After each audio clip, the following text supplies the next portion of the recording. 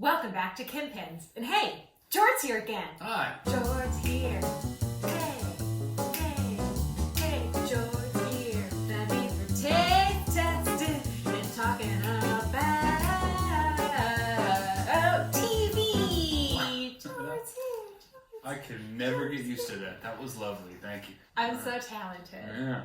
All right, well, like I said, George's here. So we are Yeah. taste testing today, and today we are talking about a show that we recently watched. We're going to tell you all about Mrs. Fletcher on HBO Max. But, hey, George, what's your cup of the day? My cup of the day is a Houston Texans cup.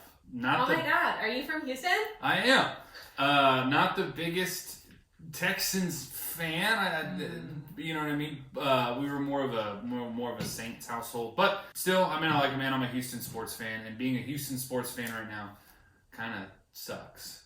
So well, the good news for you is we are a Buffalo Bills household, and I think this next season that's not gonna suck.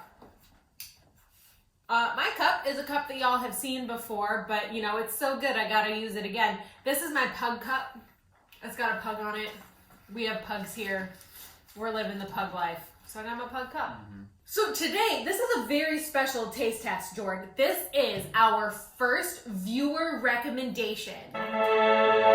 So, Courtney, thank you for sending this over to me. And it is a copycat recipe for Cosmic Brownies. Little Debbie's Cosmic Brownies. the classic. Now, Jordan and I have recently tasted some Little Debbie's Cosmic Brownies for science. So we'll see. And I will just say off the bat, this ganache recipe, I didn't mix in the milk chocolate chips because I wasn't going to buy milk chocolate chips like I had chocolate chips on hand. The batter, ooh, girl, this batter was sticky icky, whoa. It was very, very hard to get from my bowl to my 13x9 baking pan. And it was hard to spread out and be even, and I thought maybe it would melt. But the tops of my brownies were quite bumpy. So if you want that perfectly smooth Little Debbie's, dig deep because it's gonna take some work. And I feel like it's too much ganache, but this ganache has not set. Yet they said serve them warm, which seems like a very dicey thing to do. But Cosmic Brownies aren't warm. The thing about them is they're in one thing I'm curious about is the brownies have that certain texture that there's no mess that falls down. It's designed to eat in your car. I'm gonna tell you right now, this ganache is not set, so it's not gonna be a good thing to eat in the car. But I'm wondering the ganache should set, but I don't know, it was quite a bit of milk. Oh, and I didn't use heavy cream because they didn't have the small one, so I wasn't gonna buy a huge one, so I just used half and half. That's what I normally use in my ganache. That's what I use in my emergency ganache, because again, I always have half and half, and I always have chocolate chips, so you always have emergency ganache. All right, Jordan, you ready? I brought a fork because they're gonna be quite messy. Yeah, I'm ready. So sprinkles are a nice touch. Yeah, I almost didn't put those on, but then Kind of have to though, right? No. I mean, a Cosmic Brownie. Here at Kim Pins, we don't have to do anything. It's good. I mean, it's a good brownie. It is the texture of the Little Debbie's, but with actual flavor. So what I was noticing when we got those Cosmic Brownies for science, they don't taste great. You don't taste a lot of chocolate. These taste very chocolatey, but that's also the ganache because I did not use those milk chocolate chips. I think if you want it more Little Debbie's just go all in milk chocolate on your ganache. Yeah. But you know what? It's like a dark chocolate Cosmic Brownie. Yeah, and this is tough because I was thinking, this batter was a pain. It was sticky. What I'm getting at here is I don't mind brownies out of a box. I'd rather just get a box mix of brownies, mix it up, and throw it in the oven before I made these again. Not that they're not good. Maybe if I'm trying to if I'm trying to impress my friends, I'm probably not going to do box brownies because... Or you just do box brownies and say you made them. Yeah, I mean, overall, I like it. It's not... I mean, it kind of has the texture of a Cosmic Brownie, but only just so. I mean, it doesn't taste like one. It doesn't... Obviously, you can't eat it like one. I mean, you could once the ganache sets. That's just because these are like still warm. So I think if it was less ganache and it wasn't just semi-chocolate chips that I used to make the ganache, I think it would be more Cosmic Brownie-like for you. Because I agree, like the Cosmic Brownies don't taste very good, but like the draw is like you're leaving somewhere. Hey, throw me one of those brownies real quick, and like they toss you a Cosmic Brownie, and you're like, all right, I'm gonna, it's like they're portable. They're portable brownies. This is any snack can be portable if you're smart about it, Jordan. But I don't know. I'm really digging this. I'm interested to see what you can do with like the Swiss cake rolls and like the ding dongs and the Twinkies. I wonder if there's because Twinkies like a shortbread. Maybe ding dong. So today we are gonna let y'all know about a show called Miss Fletcher, which stars Katherine Hahn, and we decided to watch it after we watched Katherine Hahn in WandaVision. She was wonderful in that. And honestly, like everything I've ever seen Katherine Hahn in, like I loved her. She's on the uptick right now because of WandaVision, but really you can look back at everything she did prior to. Like she's always hit. You know what I mean? Like she's always been really, really great. But I feel like she's been more of like the supporting. Oh yeah, absolutely. And Katherine, girl, you a star.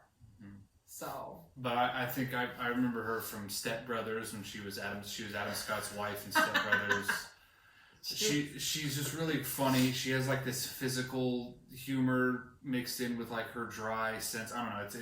It's all really great. But yeah, Mrs. Fletcher was a show. It's written by.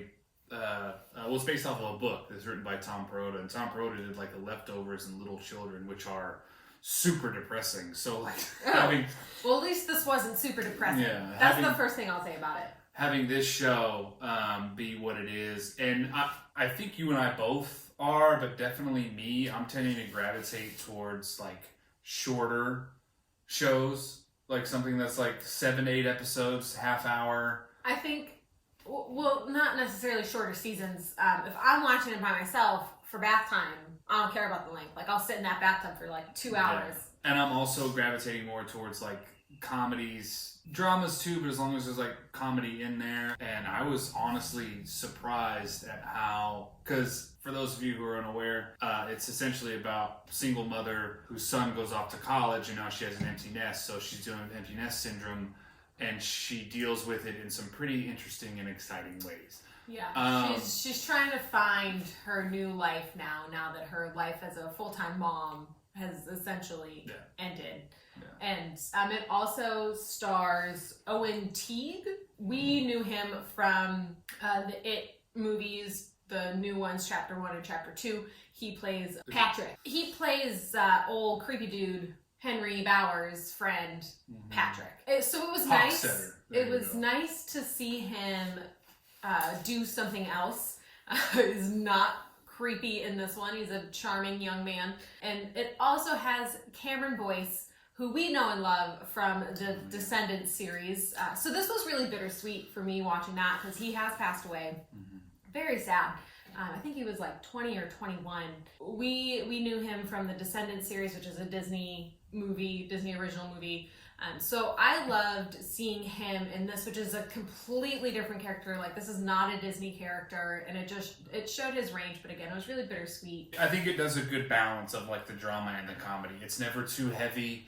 Do you know what I mean? And it's not like a laugh out loud, like hysterical, silly show, but it is situationally humorous. So her son goes off to college, and I don't think I'm spoiling anything. You find out pretty early in the first episode that her son is a jerk. Like, did not like him. He's a classic, like, high school bully, thinks he's hot stuff, and goes off to college and finds out pretty quickly that college and high school are very different. But what I really loved about that aspect of it is he has a hard time making friends in college because you've got all these kids now, and Jordan, you might be able to like shine some real life light on this. But you hear a lot about the college generation now being like snowflakes and like offended by everything. But I think they do a really nice job of showing how that generation, it's not that they're offended by everything, it's that they're conscientious of things and they are trying to be more considerate to all people around. So I really liked that portrayal of them. It gives me hope that there are more generations that are like, let's just be nice to people, hey. But yeah, he does not have a good time in college. And you know, you gotta go to class. Yeah, there's that. I also like that we are introduced to a character who, if this were a high school show or a movie, he would just be the bully who we would want to get his comeuppance. But then actually seeing that comeuppance transpire through the course of the show, you really start to sympathize with him. I think most of the drama in the show comes from his arc and less of hers, which is interesting. I always like it when shows, because shows can do this because they're longer than movies, when shows make bold choices like that. Like, oh no, we're going to have you follow this character who you otherwise wouldn't follow and dare say it would want them to fail. And there's a moment where you kind of start understanding where he's coming from, and even though you might not like him, you can definitely sympathize and hope that he wises up. It just all culminates to a very specific moment that is at the end of the show that I just felt so bad for him. And I think they could, especially with the arc of her son, I feel like he's really at a crossroads in like, who are you going to be as a person? I would love to, I mean, obviously we'd love to see him turn it around and not be a jerk. But he also, so his dad had remarried and he has a half brother who's autistic. And, you know, you don't see a whole lot of that, but you can definitely see how that has an effect on him. And I personally think he could do a little, I mean, he could do a lot better to like understand that there are some choices that her son makes. And I unfortunately cannot remember the name of the actor who plays him, but I loved his performance. So yeah, go watch Mrs. Fletcher. It's funny.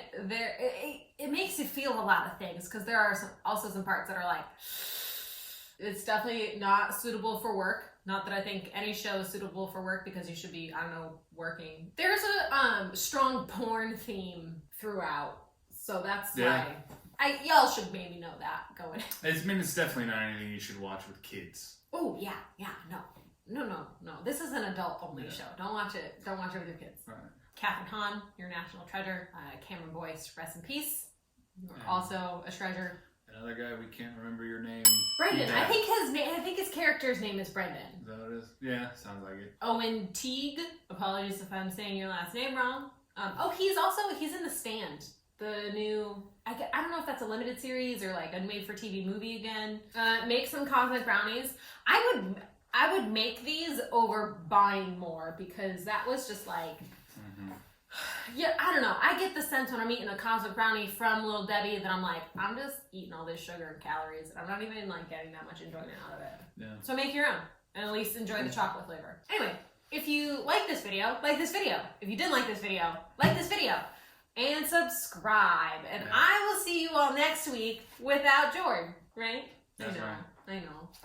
He's just like, he's here. He's just not always on camera. Yeah.